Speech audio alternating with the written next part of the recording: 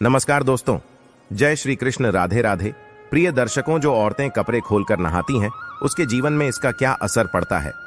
मित्रों, इस वीडियो में एक कहानी के जरिए आपको बताया जाएगा। साथ ही ये वीडियो आपको बहुत अच्छी जानकारी और सीख देकर के जाएगी।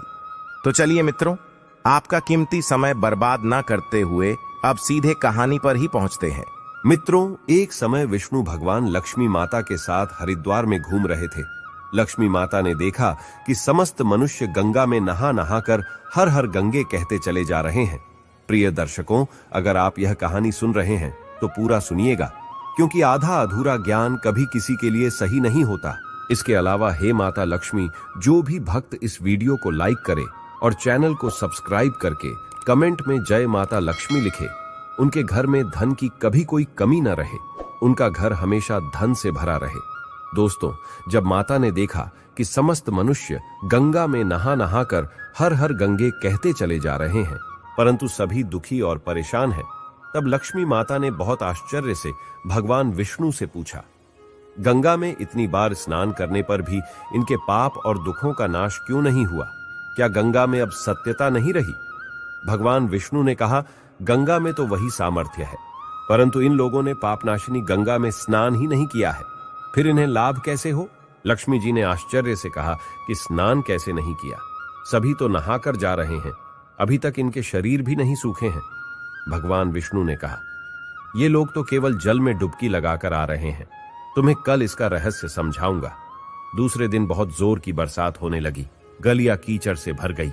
एक चौड़े रास्ते में एक गहरा गड्ढा था, चारों ओर कीचड़ भर रहा था और भगवान विष्णु ने लीला से वृद्ध रूप धारण कर लिया और विवश की तरह गड्ढा में जाकर ऐसे पर गए जैसे कोई मनुष्य चलता चलता गड्ढे में गिर पड़ा हो और निकलने की चेष्टा करने पर भी ना निकल पा रहा हो। लक्ष्मी जी को उन्होंने यह समझाकर गड्ढे के पास बैठा दिया कि देखो, तुम लोगों को सुना सुनाकर यूं पुकारती रहो कि मेरे वृद्ध पति अकस्मात गड्ढे में गिर पड़े हैं, कोई पुण्य आत्मा इन्हें निकालकर इनके प्राण बचाए और हम असहाय की सहायता करें। और भगवान विष्णु ने यह भी समझा दिया कि जब कोई गड्ढे में से मुझे निकालने को तैयार हो, तब इतना और कह देना कि मेरे पति सर्वथा निष्पाप है, इन्हें वहीं छुए जो खुद भी निष्पाप हो। यदि आप निष्पाप हैं तो इनके हाथ लगाइए, नहीं तो हाथ लगाते ही आप भस्म हो जाएंगे। लक्ष्मी जी तथास्तु कहकर गड्ढे के किनारे बैठ गई और आने जाने वालों को सुना सुनाकर भगवान विष्णु जी की सिखाई हुई बात कहने लगी। गंगा में नहाकर लोगों के दल आ रहे हैं और सुंदर युवती को यूं बैठी देखकर कईयों के मन में पाप और कईयों को कुछ धर्म का भय हुआ। कई कानून से डरे और कुछ लोगों ने तो लक्ष्मी जी को यह भी सुना दिया कि मरने दे बुढ़े को, क्यों उसके लिए रोती है। और कुछ दयालु चरित्रवान पुरुष थे, उन्होंने उस युवती के पति को निकालना चाहा, परंतु लक्ष्मी जी के वचन सुनकर वे भी रुक गए। उन्होंने सोचा कि हम गंगा में नहाकर आए हैं तो क्या हुआ, पापी तो है ही, कहीं सहायता करते समय हम भस्म ना हो जाएं। इस स्त्री के कथन के अनुसार हम खुद भस्म ना हो जाएं। किसी का साहस नहीं हुआ। सैकड़ों आए, सैकड़ों ने पूछा और चले गए। संध्या हो चली, तब भगवान विष्णु ने माता लक्ष्मी से कहा, देखा आया कोई सच्चे हृदय से गंगा में नहाने वाला। तब थोड़ी देर बाद एक जवान हाथ में लौटा लिए हर हर गंगे करता हुआ निकला। लक्ष्मी जी ने उसे भी वही बात कही। युवक का हृदय करुणा से भर आया, उसने भगवान विष्णु को निकालने की तैयारी की। लक्ष्मी जी ने रोककर कहा कि भाई, यदि तुम सर्वथा निष्पाप नहीं होंगे तो मेरे पति को छूते ही जल जाओगे। उसने उसी समय बिना किसी संकोच के दृढ़ निश्चय के साथ लक्ष्मी जी से कहा कि माता, मेरे निष्पाप होने में तुझे संदेह क्यों होता है? देखती नहीं, मैं अभी गंगा नहाकर आया हूं, भला गंगा में गोता लगाने के बाद भी कभी पाप रहते हैं? मैं अभी तुम्हारे पति को निकालता हूं। युवक ने लपक कर बूढ़े को ऊपर उठा लिया। भगवान विष्णु और लक्ष्मी ने उसे अधिकारी समझकर अपना असली स्वरूप प्रकट कर उसे दर्शन देकर कृतार्थ किया।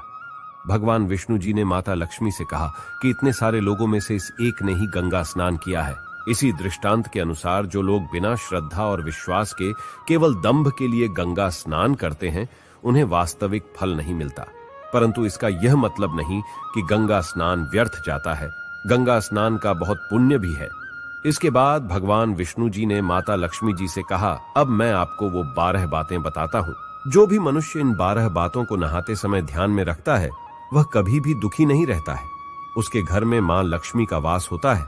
उसके घर में अपार धन आता है। घर में कभी भी लड़ाई झगड़ा नहीं होते हैं। उसका पूरा परिवार हंसी खुशी जीवन व्यतीत करता है। तब माता लक्ष्मी ने कहा, हे भगवान, आप हमें यह 12 बातें बताइए।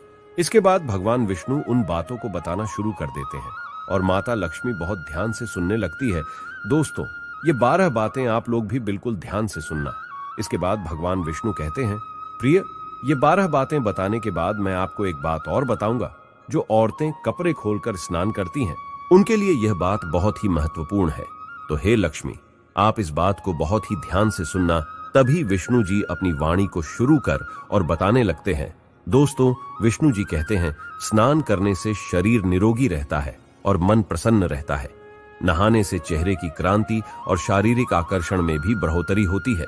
अगर इस नित्य कर्म के दौरान कुछ बातों का ध्यान रखा जाए तो आध्यात्मिक से भी ज्यादा लाभ पाया जा सकता है। नहाने के क्रम में इन बातों का ख्याल जरूर रखा जाना चाहिए। नंबर 1, स्नान करने के बाद शुद्ध होकर पूजा पाठ आदि सारे काम करने के योग्य बनते हैं, इसलिए सुबह को ही स्नान कर लेना चाहिए। नंबर 2, शास्त्रों में कहा गया है कि स्नान करने से इन 10 गुणों की प्राप्ति होती है: रूप, तेज, बाल पवित्रता, आयु, आरोग्य, निर्लोकता, तप और मेधा। नंबर 3, धन, पुष्टि व आरोग्य और स्वास्थ्य चाहने वालों को हर मौसम में और हर दिन स्नान करना चाहिए। नंबर 4, शास्त्रों में कहा गया है कि सुबह स्नान करने से पाप का नाश होता है और पुण्य मिलता है। ऐसा कहा गया है कि सुबह नहाने वालों के पास नकारात्मक शक्तियां नहीं भटकती, इसीलिए सुबह स्नान करना ही उचित है। नंबर 5, बीमारी के हालत में सिर के नीचे से ही स्नान करना चाहिए। गीले कपड़े से शरीर को पोंछ लेना एक तरह का स्नान ही कहा गया है। नंबर 6, सुबह की लालिमा छाने से पहले ही स्नान लेना श्रेष्ठ माना गया है।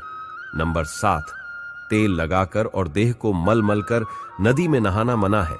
इसकी जगह नदी से बाहर निकलकर तट पर ही शरीर साफ करके तब नदी में डुबकी लगाना उचित है। नंबर 8, जिन घाटों पर कपड़े धोए जाते हैं वहां का जल अपवित्र माना गया है, इसलिए वहां से कुछ दूर हटकर ही नहाना चाहिए। नंबर 9, नदी में 11 या 21 डुबकियां लगाना अच्छा बताया गया है। नंबर 10, पवित्र नदियों में कपड़े निचोड़ने की मनाही है। नदी में किसी तरह की गंदगी नहीं बहानी चाहिए। नंबर 11, नल की तुलना में झरने का पानी, झरने से ज्यादा नदी का पानी, नदी के पानी से किसी तीर्थ का जल, तीर्थ के जल से गंगा जल अधिक श्रेष्ठ माना गया है। नंबर 12, गंगा माता का कथन है कि स्नान करते वक्त कोई चाहे जहां भी मेरा स्मरण करेगा, मैं वहां के जल में आ जाऊंगी। इसके बाद भगवान विष्णु जी ने कहा, अब मैं आपको औरतों के बारे में बताता हूं जो औरतें कपड़े खोलकर स्नान करती हैं। हिंदू धर्म शास्त्रों में हर एक चीज के लिए कुछ नियम बनाए गए हैं। इन नियमों में से एक है स्नान को लेकर की गई बातें। ऐसा माना जाता है कि आम व्यक्ति को शास्त्रों के नियमों का पालन जरूर करना चाहिए, जिससे उनके घर की सुख समृद्धि बनी रहती है और खुशहाली आती है। साथ में अपार धन बरसता है, माता लक्ष्मी प्रसन्न होती है। दरअसल हमारे शास्त्रों में ऐसी कई बातें लिखी गई हैं जिनका हम पालन सदियों से करते चले आ रहे हैं, लेकिन उसके कारणों के बारे में हमें अभी भी पूरी जानकारी नहीं है। ऐसे ही नियमों में से एक है निर्वस्त्र स्नान करना। आपने अक्सर घर के बड़ों को ऐसा कहते सुना होगा कि कभी भी स्नान बिना कपड़ों के यानी निर्वस्त्र नहीं करना चाहिए। अगर हम पौराणिक कथाओं की बात करें तो निर्वस्त्र स्नान की मनाही का एक सबसे बड़ा कारण कृष्ण जी के समय से जुड़ा है। पौराणिक कथाओं के अनुसार एक बार जब गोपिकाएं सरोवर में स्नान कर रही थीं और वो निर्वस्त्र थी, उस समय बाल कृष्ण ने गोपियों के सभी वस्त्र छिपा दिए। उस समय जब कृष्ण जी ने उनके वस्त्र छिपा लिए और गोपियों ने अपने वस्त्र वापस लेने की प्रार्थना की, तब कृष्ण जी ने उन्हें समझाया कि कहीं भी बिना वस्त्र धारण किए स्नान नहीं करना चाहिए। इससे जल के देवता वरुण का अपमान होता है, इसलिए आपको निर्वस्त्र स्नान न करने की सलाह दी जाती है। अगर आप नहाते समय यह सोचते हैं कि बंद कमरे में कोई आपको नहीं देख रहा है, तो ऐसा गलत है, क्योंकि ईश्वर आपको हर स्थान पर देखते हैं। और यदि आप निर्वस्त्र होकर स्नान कर रहे हैं तो यह मुख्य रूप से जल के देवता वरुण का अपमान करने जैसा होता है। निर्वस्त्र स्नान से आपको पाप लग सकता है और आर्थिक एवं शारीरिक नुकसान पहुंच सकते हैं। यदि आप निर्वस्त्र स्नान करते हैं तो आपके शरीर में नकारात्मक ऊर्जा प्रवेश करती है और आपकी मानसिकता भी नकारात्मक हो सकती है।